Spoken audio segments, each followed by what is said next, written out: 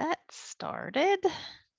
Okay, so we've got that going. So I'm going to turn it over to Rosie and let her tell you more about herself and maybe her new position and grant writing 101. All right. Let me see here. Okay. So my name is Rosie Stafford, and I was a coordinator for 12 years. I'm currently the Director of Development and Volunteer Services at the Paramount Arts Center here in Ashland. So I'm doing some grant writing and fundraising and getting paid to go to concerts. So it's all right. I can roll with that for the time being. So I was also the grant writer for Ashland for a long time. So let me see if I can get can you all see that? Okay. There we go. All right, let me move my stuff around because okay. So it's going to be pretty informal. If you'll have any questions, just, shout out and let me know. I'll give you a little bit of background about myself and my grant writing history, and then kind of just a rundown of basics that you need to know for grant writing. And then we'll have time for questions. But if you have questions while we're going through, just, there's not that many of us, we'll just roll with it. All right. So this is kind of what we're going to be looking at today. Just kind of what's a grant, who needs to be on board, when is a grant the thing that you need to answer to fix that situation? Where do you find grants? Why are grants important? And then some tools that you can use to kind of streamline the process a little bit once you get rolling with it. So I've had 20 years of grant writing experience. I worked with Jerry Willis when she was a coordinator at the Ashland Family Resource Center long before I was a coordinator. And she showed me the ropes. And then after she retired, I was the primary grant writer for about the last 4 years of my time in the district. I've written federal, state, foundation, and corporation or company grants. I've gotten a total of in excess of $7 million in grants for the district. And in the last year that I was there, I wrote a grant for 3 21st century after school programs. And that one time got $725,000 for the district. And my grants were everything from summer programs, after school programs, reading programs, a school garden, a little bit of everything. So it's just kind of whatever the need was, that's where we went. So, all right, so we're going to jump into this a little bit. So what is a grant? The Oxford Dictionary says it's a sum of money given by a government or other organization for a particular purpose. And I didn't proofread very well because that doesn't say for, but that's okay. My definition is it's an avenue to get funds for programs I want to do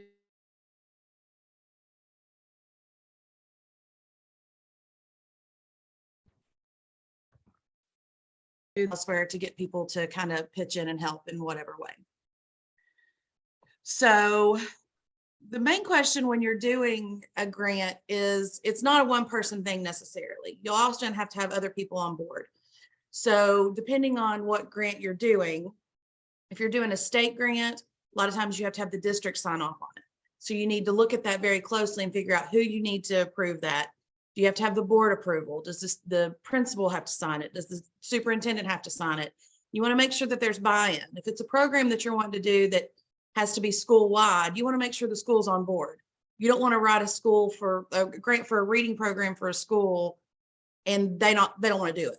You think it's a good idea, but they don't want to do it. So it's not going to be a success because evaluation is a huge part of grant writing. And who will help you with the data? A lot of times you need data that you may not have access to, especially district level test scores or attendance rates and truancy rates and all of those kind of things that like your DPP may have access to or your curriculum specialist or whoever. So you need to make sure that you have access to them and that they'll pitch in and help you. I was never a person that necessarily wanted to write as a group. I didn't want 4 different people writing the grant because I didn't feel like it was cohesive then. It was more, I wanted everybody to pitch in, give me their ideas, and then I would write it and then I would hand it out to the people that I was working with. And Brittany Brown's on here, she can attest to this, and they would kind of read over it. And then we would make changes as we needed to so that we would all be on the same page, but it was cohesive that way.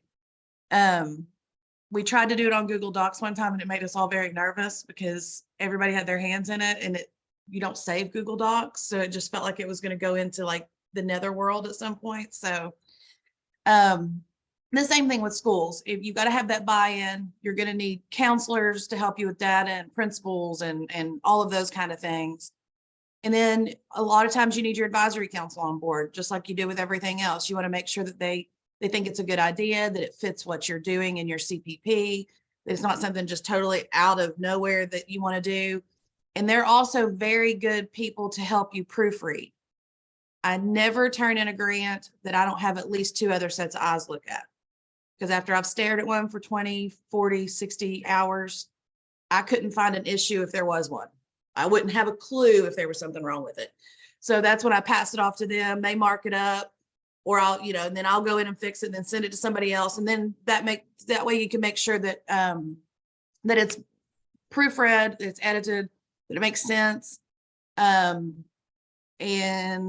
yeah, let's go to the next one then. When is it the answer? Like I said, it's when you have a program that you want to do that you don't have money for.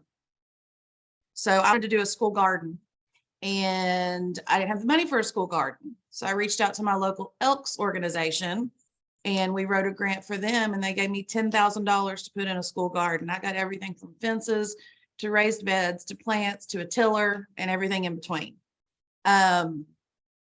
If you want to do a teen moms group and you want to take them on field trips, but you don't have money for that, there's oftentimes grants that can help you with something like that. After school programming, Born Learning Academy, those are always grant funded and fairly simple grants to write.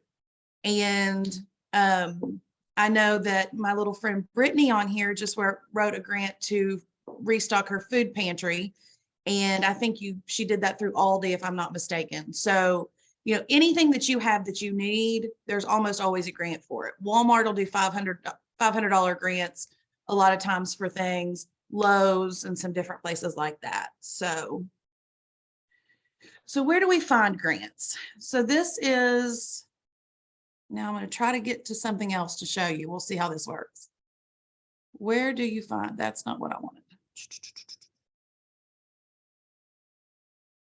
Hold on one second. Of course, my thing's gonna die because I didn't plug it in. Hold on one second. Okay, well, it's not gonna let me go where I wanted to go. So grantstation.com is a place that you can find grants. Give me one second.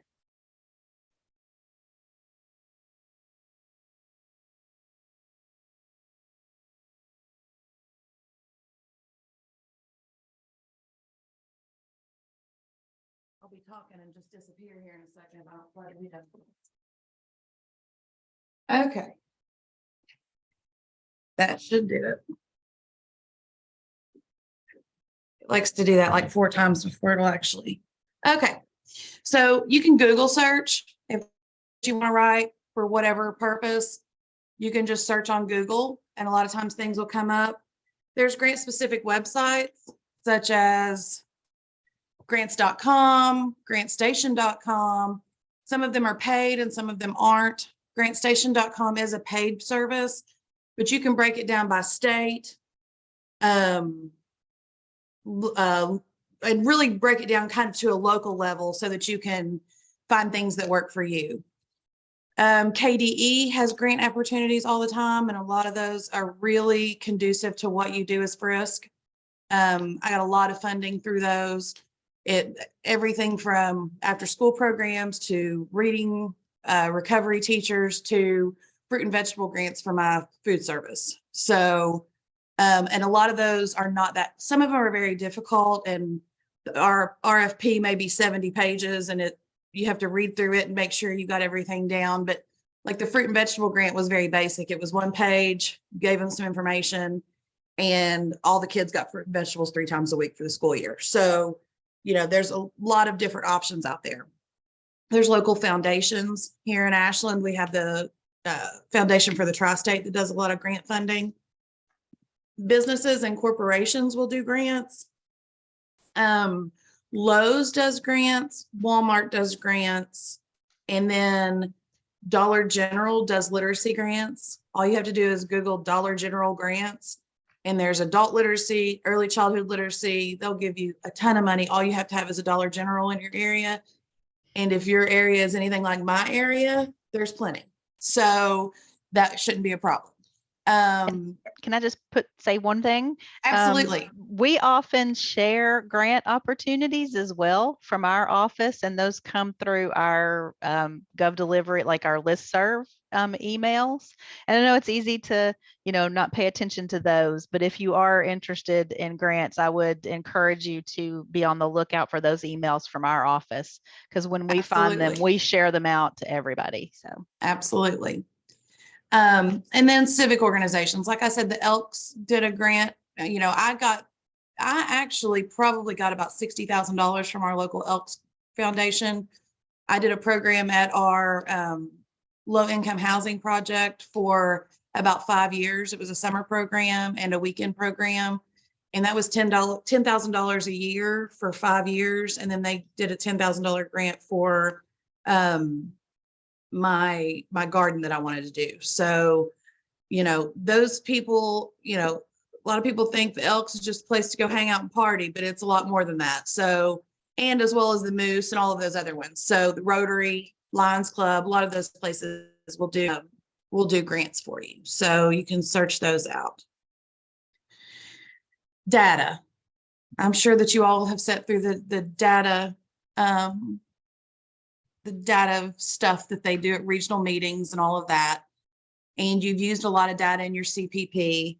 And a lot of that data is stuff that you can use when you're writing other grants as well.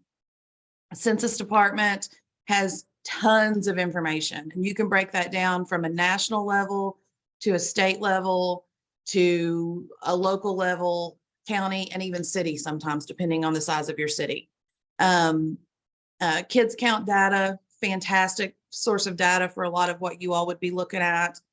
And again, state, county, district, and school level data, just like you do for your CPP when you're giving them all that information that you're using to make your plan. That is very important.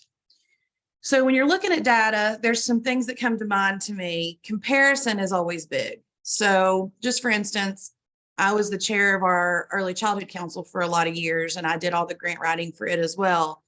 And I would compare state level data, and there were 4 counties in my group, and I would compare each of those. So for instance, one of our counties had the highest pregnant woman smoking rate in maybe the world. I think it was the most ridiculous number I've ever seen. So I compared that to the other counties as well as the state.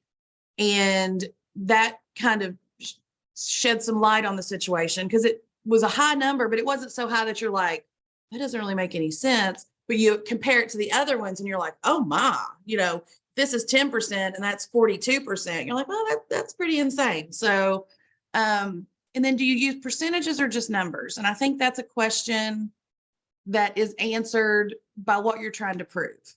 So if you're trying to say, if you've got 100 people that you're wanting to do something with, do you want 4 people to do it, or do you want 10% of people to do it? It whatever sounds best and makes it sound more appealing to the reader. And that's really what you need to think about when you're doing this, is the reader. And a lot of times they don't know all of these things. So you have to kind of lay it out for them. And then, you'll have a lot of data at your disposal, but you don't necessarily need to put all that data in there, because some data doesn't help your case. It kind of hurts your case. So you can pick and choose, unless it's something that you said that is specific on the RFP that you have to put out there. So, and we're going to look at a little more specific as far as applications are concerned. So I pulled this from KDE's website. This is a grant that's currently listed, and this is the timeline. And this is maybe one of the most important pages in the entire document. So what I do if I'm looking at a grant is I pull it up, I print it off, because I'm a girl that needs a hard copy in front of her, and I will put it in a handy dandy binder, and then I write it on all over it. And I've got Post-it notes and flags on it and all these things, so I'll know what I need and where it's at. So looking at this one, it was released in March. There's a technical assistance webinar. It was March the 22nd. Those are very important, especially if you're a new grant writer. and it's a grant that you've never written before, those are vitally important in my opinion, because they literally go through the grant, the RFP word for word, basically, and show you exactly what's important, what you really need to focus on, and break it down pretty easy for you. Then there's questions that you can submit.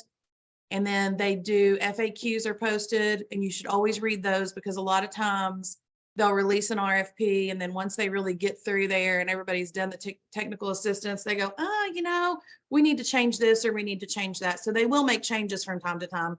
So you always want to go back and look at that and make sure that they haven't changed things that are really important. And then there's the deadline. When's it due? How's it due? And that's incredibly important. And we'll get to that on the next slide. And then they do peer review, which is the grant review process. And then they'll post who's awarded. And then they'll reach out and you'll have your memorandum of agreements. And then funding is released. So that is your timeline. That is how it works. And those dates are usually pretty set in stone. I mean, you'll see on here, it says around March 28th. Yeah, that may go a couple of days later, but generally it'll be right around that time. So this is another vitally important page when you're looking at an RFP. So this is your application components. This is what you have to have in there. If you do not have these, it doesn't matter if you spent 42 hours trying to write this grant, they're going to look at it. If it's not all there, it goes in the trash. Doesn't matter. It's done. So in this particular case, they've got it lined out pretty easily for you. Application cover page, program assurances form, principal signature page. So you got to make sure, some of these are due in the summer and the principals are off. So you want to make sure that your timelines all meet and they're aware of what you need to do. Table of contents, no more than one page, proposal narrative. So it breaks it down pretty easily. And what I usually do is I'll put together a folder and I'll take a piece of printer paper and I'll write application cover page. And then I'll go to the next one, write exactly what it needs to be. And if it's the budget form and there's 5 pages of it, I print those out, whatever forms are there. And I have that all together. So as I complete that, I put it in that stack so I know what I still need to do and what I don't need to do. Because organization is huge, especially if you're working on these bigger grants. I mean, I think the last 21st century grants that I submitted were like 60 pages a piece. So that's a lot of work, and it's a lot of detailed work that like I said, if something's not right, it doesn't matter. They're just going to toss it. So and you get down there and you look at number 9, private non-public school consultation form. Those are things that are generally attached. Any of these forms are attached at the end of the RFP as appendices so that you can pull those and print them and have them at your disposal. So like, I don't know, like here we have one private school in our area that's served by our school district.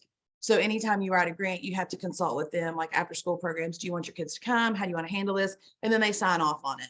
A lot of times here, they don't want to be a part of it because they've got their own programs, but you still have to do that because of federal funding. So formatting, again, super duper, super duper, super duper important.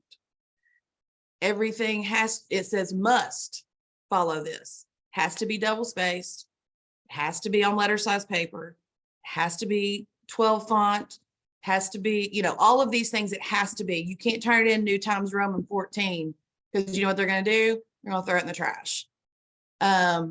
25-page maximum for the narrative. Additional pages exceeding this will not be reviewed. So they may continue to review the rest of it, but if the meat of your stuff is on page 26 through 30, it's not going to matter. So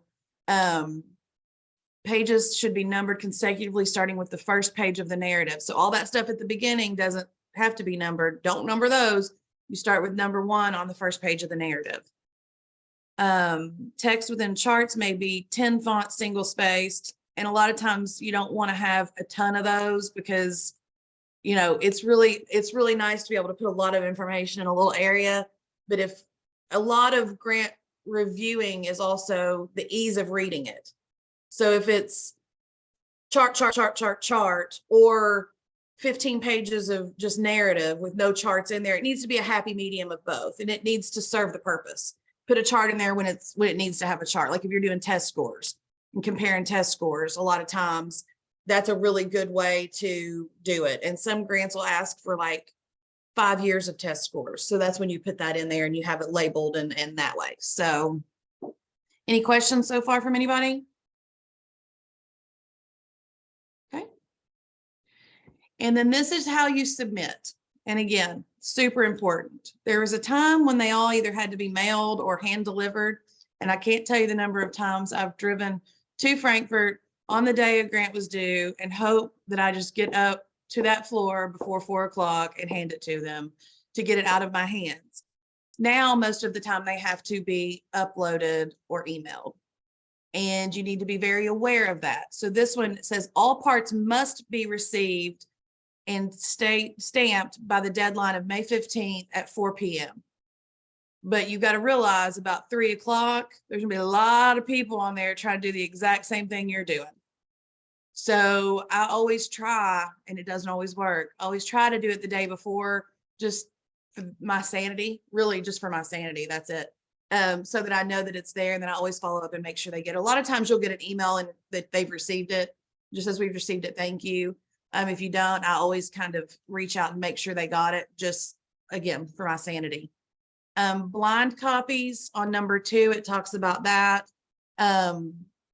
That's very important too, because you have to make sure that everything is blinded out, that is where they may know where you're from. So if I'm writing for Ashland Independent Schools, which is in Boyd County, and Pogue Elementary School, say, every bit of that information has to be blacked out. Anything that would be identifying of that area, the same thing, because when they're reading it, they don't want people to pick that based on the area. They want it based on the quality of the grant. So, and that's, again, you need somebody to edit it when you do it, but you also need somebody to probably look at it after you blind copy it to make sure that it is done correctly and everything is blinded out. And then this is the appendix of forms for that particular grant. These are the things that have to be included with it.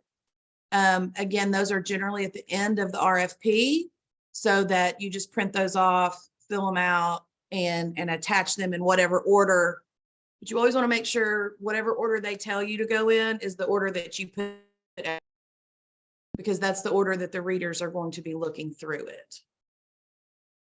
Okay, so I make a checklist, and a lot of times the grants will have checklists that you need all of these things, and then I make sure again that I've got all of those things before I put those in. And it is vitally important that everything is in the order, like I just said. In the RFP, generally you'll have a rubric that'll tell you what they're looking at, what each section is worth, if you will. So you don't want to spend a ton of time on a section that's worth 3% of the grant total score, and no time on the part that's 35%. So you kind of want to even that out. And page wise also, you want to make sure that you're giving due credit to the part that they're giving due credit to. So and just as a side note, a lot of times when you're doing grant writing, you feel like you're very repetitive. You're saying the same thing over and over again because they're asking a lot of questions that have the same answer.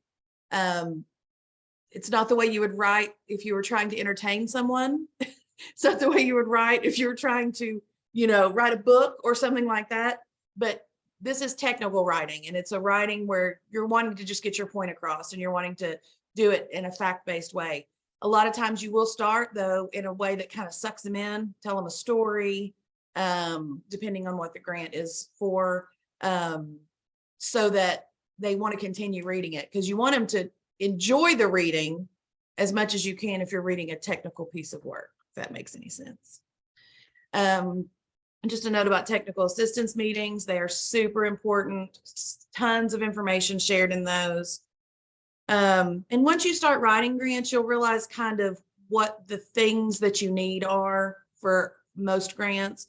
So you can put together a very basic, just spreadsheet that you can fill in at the beginning of each year. I had one, and then when I left that position, I don't know where it is. And I reached out to my colleagues, and nobody knows where that's at. So, but it's something you can put together so that when something pops up and there's a new grant, you don't have to go reinvent the wheel every time. A lot of the data is the same that you need. So it makes it very handy if you just have all of that right there.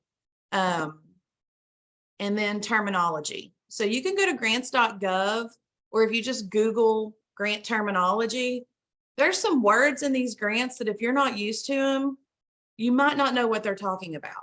So you can always go there and look at that. A lot of times they'll explain it in the grant, but sometimes they don't.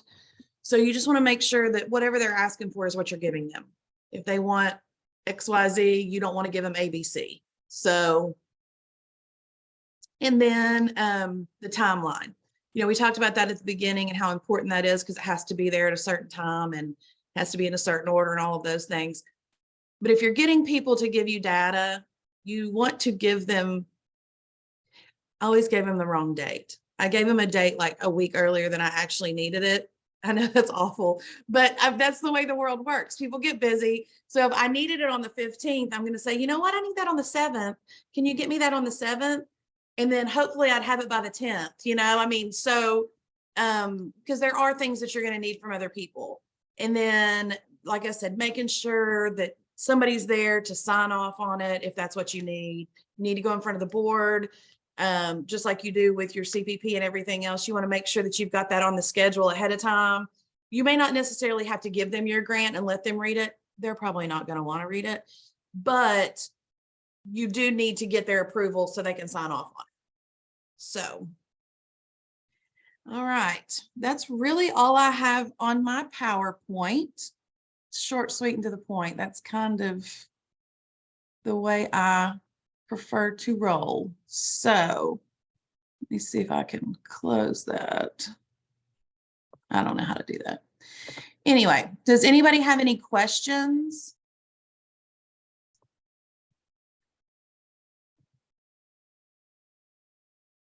No? Do you want me to stop the sharing? Yeah, because I can't figure it out, Melissa. I'm not very technology's not really my thing.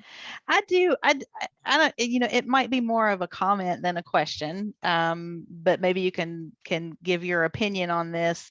Sure. I've have done grant writing in previous lives, and I found that like a lot of skills, like if you practice, you get better. And I know that when I first started writing grants, I started with those kind of small, like you said, like like my local Sure. service organization, getting some practice in, and then you have a couple of successes, and then you feel like you can move on. But I think something that's important to think about is that the worst thing that can happen if you write a grant is that you don't get it. 100%. 100%. Right. You're not out anything other than your time. And sometimes it is very time, it takes a lot of time a lot of times. But, other than that, all you get is a no. I mean, KDE, when you submit one, they just post it on their website. So, if you think it's going to be posted, you're on there looking and looking and looking, and then it'll pop up and you're not on there and you're like, oh.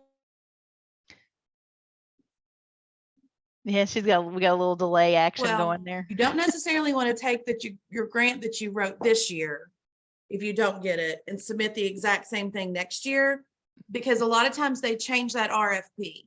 That's not to say you can't take that information and cut and paste it and make it work, but you don't want to, you want to really look at it before you do that, because I've seen people do that before and it's like, oh, you didn't even answer any of those questions, And another good way to kind of jump into this is KDE is always looking for people to read grants, to be a reviewer. And that's a really, really good way to kind of see what they're looking for. You want to make sure that your budget matches your narrative and it's not just off on its own and you've talked about this, but you're wanting to buy this and it doesn't jive together. And that's when it comes in handy to have somebody read it for you. Give them the rubric. and let them, this is what I need this to say. If it doesn't say that, tell me so I can fix it. And you want to have somebody that's really honest with you, is not going to be afraid to hurt your feelings. When I was working with Jerry Willis, a lot of times she would give me a 35-page grant and say, can you make this 28 pages? Sure, sure. So that's when you cut out all those frilly words that you don't really need, and, make those spacing look different and those kind of things. So you just want to make sure you stick with whatever they want from you in a grant. It's in that RFP and it's lined out pretty clearly. And like I said, you may not know some of the terminology, and that's when it's really good to look it up. And, working with people in your district, if you're working on a big grant, is important. I know I said I didn't like to write necessarily with people. That doesn't mean I didn't work closely with people. Right, Brittany? You can chime in too. She's shaking her head. We would sit down together and come up with a plan of what we wanted to do and what we wanted that to look like. And then I may sit down and write it and give it back to them, and then they would mark it up. And then it was like this ongoing conversation, because like I said, you have to have the buy-in of the people that you're writing the grant for. If you're writing a 21st century grant and nobody in the school wants to work after school, well, that's not going to work, because that's what the grant is. So you just want to make sure that, you've got that buy-in and you know exactly what's expected. And then there's that evaluation piece where, if you're writing a state grant, they're 21st century group, they come in, they kind of audit you often, they do like a monitoring visit, if you will. And it's about as stressful and awful as a monitoring visit, but they look at it and make sure that you're doing what you wrote in that grant. And even before they gave us the funding, they called and we had a discussion, and we went through it basically line by line. What are you going to do with this? And what are you going to do with that? And what does that look like? And that kind of thing. Or why are you paying for it if that's a nonprofit and they're one of your partners? Well, it was COVID and nobody has money, and we have to pay them a little bit, but then we'll get back to where they're kind of offering that for free. So you just want to make sure that, you've got all your ducks in a row. If you need partners, that's another thing. A lot of those grants, you spend a lot of time running around town, getting people to sign off on things. If there's partner agreements, a lot of times I would write those up for them. I would have a conversation with that partner, what they were able to give me, what I was able to give them. I would write that up for them and then take it to them and have them sign it, so they all look the same. That's who I am. I'm that crazy girl that wants it all to look the same. But otherwise, it was hard to tell what you were going to get. So that way it was concise, it was to the point, and it was what the state wanted. So that then when I went to them, they could sign off on it and it was all hunky-dory. So we've got a great suggestion here in the chat from Amy about local librarians as a great resource, and absolutely they are yes. a really wonderful resource. And she also asked about becoming a reader for grants. KDE probably puts it on their They site, do. but I know for us, we just reach out to partners. So it could be that if you have, community partners, you let them know that that's something that you're interested in. Yeah, your local United Way is usually looking for people to read grants for their mini grants, different organizations like that. And then KDE does post it on each grant.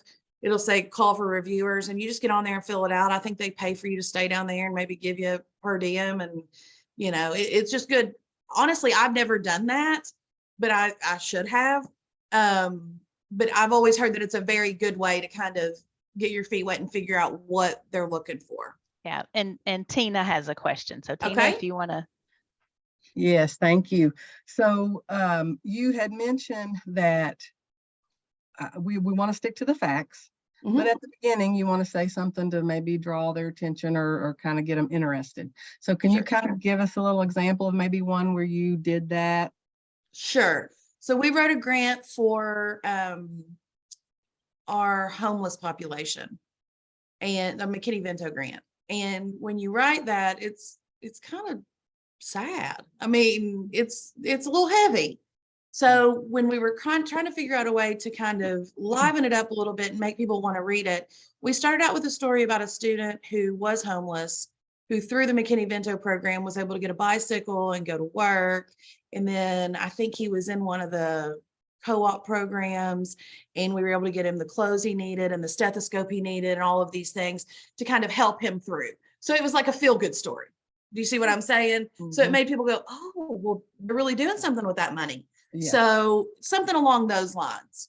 Okay. Does that The make other- sense? Yes, it does. Okay. And I have one more question. Absolutely. I just want to make sure that I understood you correctly, that when initially when you started telling us about the grants, it sounded like you talked about all the ones that you had written to like some local agencies and stuff like that, that it was just I don't know, there wasn't like a request asking for grants. You just picked this organization and said, I'm going to write this. And No. So like our okay. the Elks organization does their national foundation is who that grant is through. And each local group can give money through that. And they do a request for proposal and those kind of things. Same thing with like the early childhood councils. You know, that goes out and you have to make sure that you have all that information. And now those are not just one county, those are multiple counties. So that increases the depth of it a little bit. Yeah. Now on some of the corporate websites, like Lowe's, they're always accepting them. And sometimes you'll get on there and it'll say rolling. And if it says rolling, that means they're always accepting them. You can just submit them. Otherwise, like I was looking at Dollar General the other day, right now they're doing adult literacy and that's due May the 11th. And the other ones have either closed out or haven't opened up yet. So generally, other than a handful of different ones, there's usually a request that goes out that says, hey, we've got this money. We want to give it to somebody. Send us your proposal. So.